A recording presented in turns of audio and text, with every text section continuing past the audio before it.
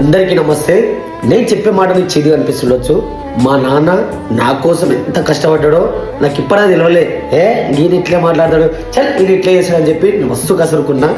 నాకు నా కన్నయ్య పుట్టిన తర్వాత వాడికి ఫుల్ ఫీవర్ వచ్చింది.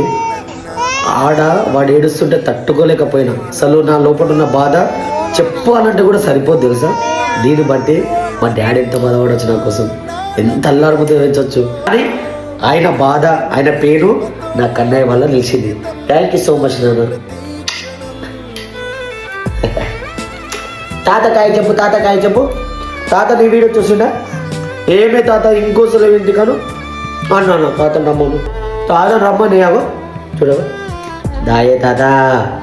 నాన్నకు ప్రేమతో, నాన్నకు ప్రేమతో, నాన్నకు ప్రేమతో అంకితం నా ప్రతి క్షణం.